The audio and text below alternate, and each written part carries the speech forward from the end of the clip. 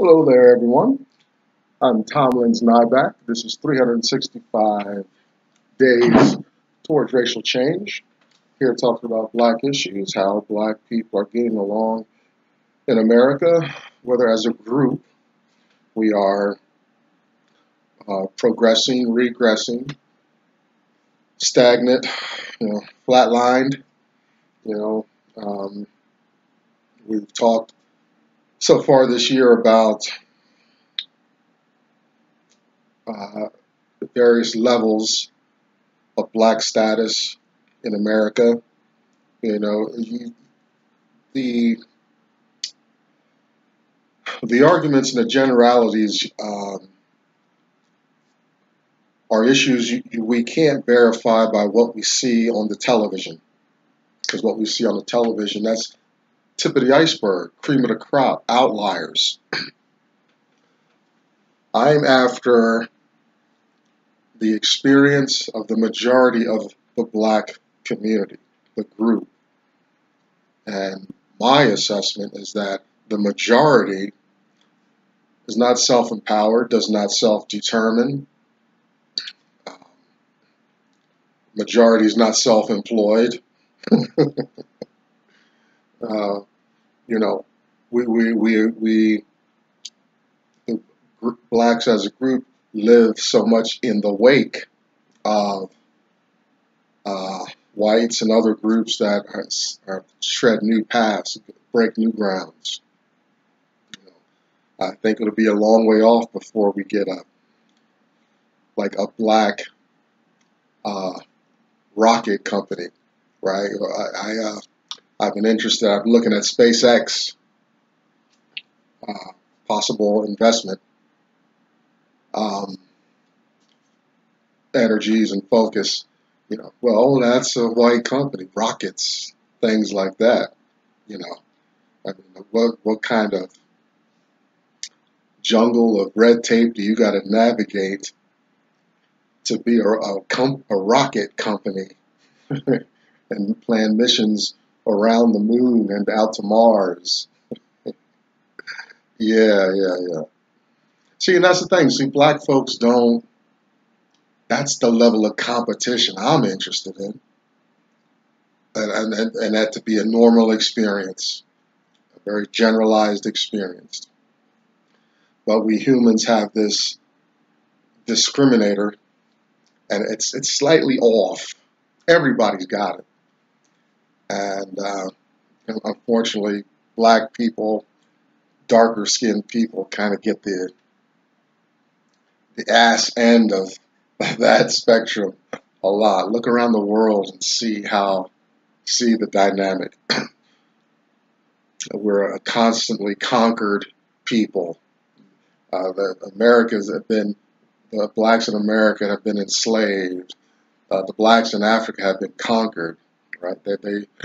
Their national languages of the people that we consider part of the industrialized world is French, um, maybe Spanish, but more French and English. You know, those are the language indicates the country that conquered those people, and enforced their language. They have native tongue, no doubt, but if you're going to have a fighting chance at participating, you better know the language of the dominant culture, the dominant people there, not necessarily the majority, most likely the minority. Enough of that. Having said that, what's your mindset today as you watch this video? If you follow this series for any amount of time, I don't get paid. This is my personal thing. I can kind of say what I want. I did get censored by Google the other day, but it was a misunderstanding. Still have to redo the video, but wish people would pay more attention. That's another story. But what's your mindset? Whether you're black or white or a lighter skinned black person or a darker skinned white person. You'd really never hear it said that way. You know, if someone's a lighter shade than me, they're a lighter, not a darker white person. They're a lighter black person. Language, very important. So where are you at? As of today, racism is coming to the fore.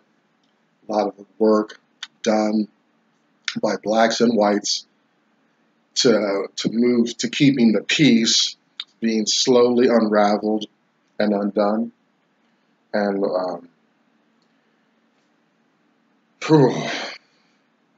it sets a bad precedent. You know, I'm into some minor investing. I'm looking at how that institution works. You know, I've lost some money and stuff like that. And my little charts, ever since the president made some announcements months ago about trade wars and stuff, my chart has been in the red and stuff. It's chewed on my principal a little bit, but not much. But it's been in the red and stuff. And and investing, well, when you invest, like, your gains come slowly, incrementally, not leaps and jumps. But when you lose, those kind of have an exponential impact. And it takes, 2, 3, 4 times as much energy to get back to a comfortable place. Well, you know, we've done that. We're doing that with racism here in America lately. You know, when we get into this racism rhetoric, we have this exponential falling away, and the growth is very slow. Just like you erect a building. You could take a building down, less than a minute? Put your explosives there, boom! It collapses, folds up on itself, and it's very neat. But to erect it, you need your plumb lines, you need your squares. You don't just throw stuff up. You've got to take your time. That's what's going on with racism right now. It's very real. It's in our face. It's never going away. We've just used laws and legislation to address it. For the white people, what's up?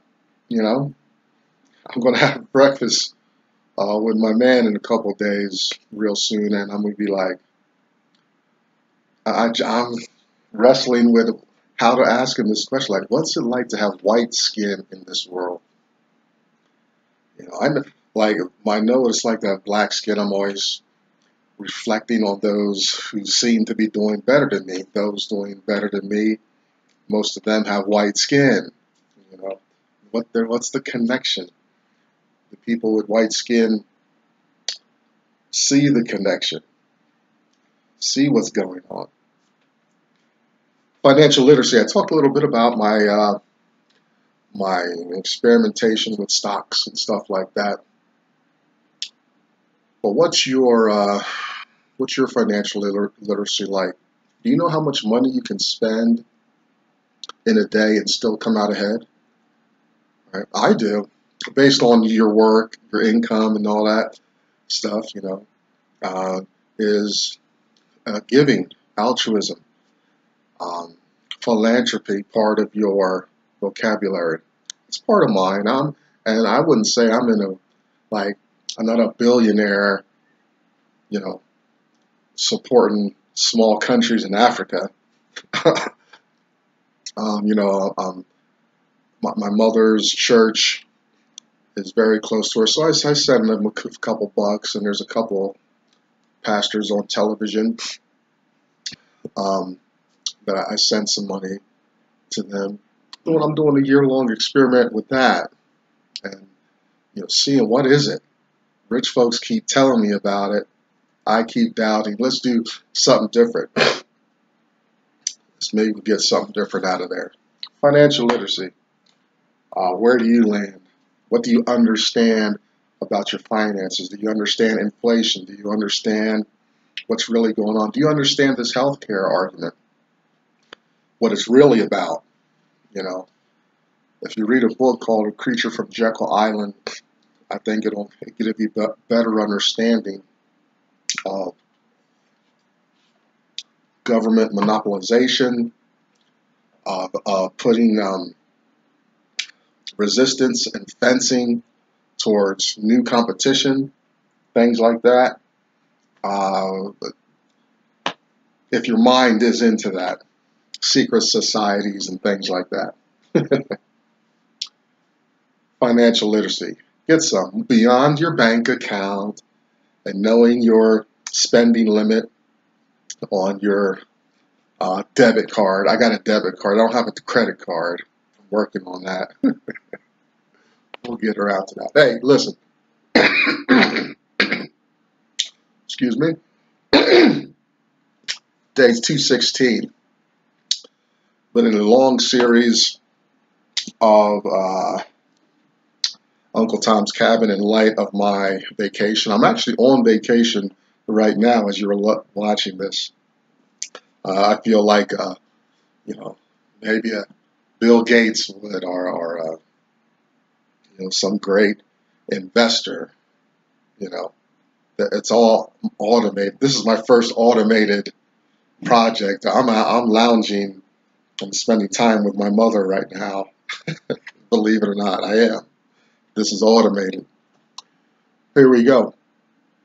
Day 216. But first, let me tell you my motivation. A man named Dr. Claude Anderson. Read 3 of his works. He's got plenty of material. I want you to get these books. Please read them. No matter who you are, what color you are. A Black History Reader, 101 Questions You Never Thought to Ask. Black Labor, White Wealth, Search for Power and Economic Justice. And Dr. Anderson's National Plan to Empower Black America. Powernomics. You can find Dr. Anderson at powernomics.com. Get these books because they'll show you principles, institutions, no matter what color you are. Because one of my pet theories is like, if you took off the skin color argument, making all things equal, let's make all humans transparent. You're going to find reasons, they're going to find reasons to discriminate, enslave, oppress, marginalize. These are attitudes not just because of skin color. These are human conditions that the human race deals with. If we were transparent, well, your pancreas is small. Right? We would do that. I'm convinced we would do that. Oh, look, his veins run quite different. Our veins run this way. His vein runs that way. Therefore, you know, yeah, we would do that. I know we would. Boy, look at his bowels. Oh boy, they're slanted that way. Ours are slanted this way and a little more forward. Well, we would do that. Read those books. They'll tell you the story about, you know, how that comes about along color lines. You know, but it's not reserved there. If all things were equal, humans would find some way to discriminate, oppress, marginalize, rape and murder, and all that stuff. Behind me, hashtag #US2 symbol. Find Black women supporting each other there. Check out Black Enough, BLAGGENUF, Black Facebook experience. If you can't find your flavor here on the World Wide Web, do what I did, start your own. Plenty of places you can get your voice out, make videos, write articles, whatnot. I've been at it for over 200 days now. And finally, we are in an extended version of our Uncle Tom's Cabin story time in light of my vacation. And we're going to continue Uh, Yesterday, we talked about Eva and her mature conversations, Eva's little white girl dying and stuff like that. You want to get an idea of Eva, Google young girl named Shirley Temple, and check out Bill Bojangles Johnson. If you want to see the interaction of Eva and Uncle Tom on the silver screen, Uncle Tom's Cabin informs a lot of that art. And for Eva and Topsy, you can see some of that interaction. Look up the Duncan sisters, and one of them is in blackface, one of them is the pretty white girl, and you'll get an idea of that. Finally, chapter 26. Today we're finishing up the chapter. The title is Death, and appropriately so, Eve has been languishing for a little while now. The St. Clare's taken the family and the house slaves up to the lake. Hopefully get some reprieve on Eva's impending departure, homegoing, however you express death in your life. And so they're up at Lake Pontchartrain, it's a lake resort area north of New Orleans in Louisiana. We left, she's handed out her little blonde curls. And now Ophelia, St. Clare, and Marie are left, and she's having more mature conversations with her immediate white family, her aunt and her parents. St. Clare is complaining that God's will is not easy to bear, and we'll find that with any spiritual discipline. We're not proselytizing you to receive Christ. I'm not going to do a call to the altar or stuff, maybe things you're familiar with in church, convert you to Islam, or make you read the Bhagavad Gita or anything like that. That's not I don't think that's the intention of the text, or the intention, Harriet Beecher Stowe's intention, the author. What I think she's teasing out is her overall message. One of her themes through these few chapters here about Eva is that your religion, your religious belief or not, whatever spiritual discipline you have or not, has got to be in line with how you are treating this disadvantaged, marginalized group. You can't, if maybe you're sadistic, well, then just be sadistic. Don't go to church and claim some religious allegiance at all. You're being a hypocrite. Don't be a hypocrite. If you're going to be going to church, then you've got to do something about these black people who are being abused, raped, families torn apart, working for free, and all that. So I think that's Harriet Beecher Stowe's overall message. And it goes further, and she uses Ophelia as a template for a churchgoer. But at least Ophelia's on the fence about how she's treating black people. And we're finally seeing her crack and seeing her be honest about her true feelings about black folk, and that she's disgusted by them either way. And she's from the free North that espouses so much liberty, emancipation, and all that, but it's not that simple. The white folks have imported their own welfare state in a lot of ways, and that's a problem. St. Clare complains God's will is not easy to bear. He gets the rest of Eva's curls. Eva loves her father. Eva loves everybody, but she's no bones. She's dying. She needs to say stuff. Those stuff needs to be said. People need to grow spiritually. Yeah, the status quo is over. That Eve has arrived. Um, we get a big chunk of evangelism uh, about Jesus through the end of this chapter 26. And Eva is on the rapid decline. Um, the story moves on a little bit. Ophelia is Eva's nurse. Eva's a little bedridden at this time. They're very weak, doesn't get around much and all that. Tom visits, carries her around the garden and around the lake, sings his hymns. She loves hearing Tom sing. He's got that rich black voice, singing these hymns, carrying her around. A lot of intimacy there. Marie is causing grief to the whole house. Remember, every time I mention Marie, roll your eyes and let out a sigh, because every time Marie is mentioned, she's trying to be one up on her sickly daughter. Marie, she wishes, Marie, she's a narcissist. The world is about Marie. And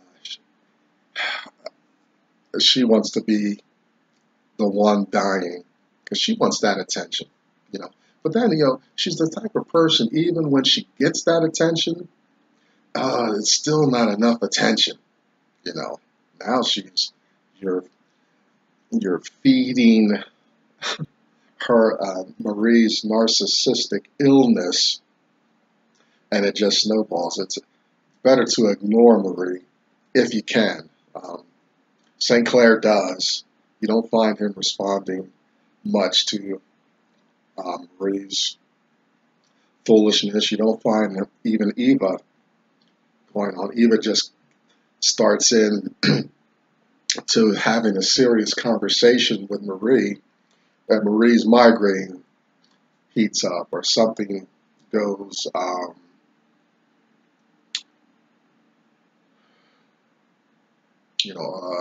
she gets very sick, or she distracts herself in some way. It's always just not good with Marie. So she causes grief to everyone. Wants to be the sickest person in that room. And she is, mentally, she is, actually. Tom has taken to sleeping on the veranda. I'm guessing it's like an outside porch, right? Outside of Eva's room. Anytime Eva stirs, coughs, Tom is at the door. They're ready. There's a lot of expectation. So, they don't want to miss the last moment. You just want to be honored with that. Those people that I know who've been at the passing of loved ones, have incredible stories about a thickness in the room. They're being inside, but there's a rush of air in the room. Stories like that I've heard people say at when they're present at the passing of their loved ones. We don't know the spiritual. We've not broken that. That's going to be better than cracking the atom.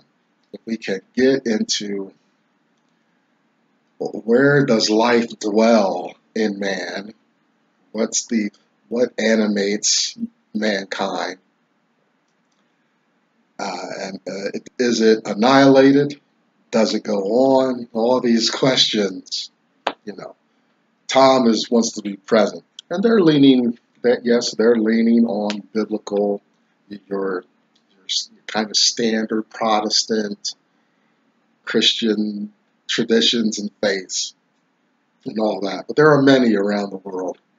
I'm not here to debate the validity of any one, but this is their template, right? If Muhammad had written this book, we'd see a whole different thing. If Buddha had written Uncle Tom's Cabin, we'd see that tradition forwarded, you know. So Tom's on the veranda at the beck and call, and he's stirring. He wants to, and he's having some more conversations with St. Clare, because St. Clare, he's really he wants that certainty. I'm guessing. I take he wants the certainty, proof, right? Okay, everybody's believing it. I see it around me. My daughter is a champion. This black slave is a champion of the tradition. I want to believe, but all I can do is stand around. I feel so helpless in this, you know. And so incrementally, he's coming along. He's being brought along. We'll see what happens with St. Clare in the future. But he does grow closer to Tom. Next to Eva, this spiritual phenomenon going on with her dying and all this talk of heaven and spirituality. Tom is that next person in line. It's not his wife, not Ophelia. Ophelia's got church tradition, but Eva and Tom, they have a reality. They're living this in everyday life, right?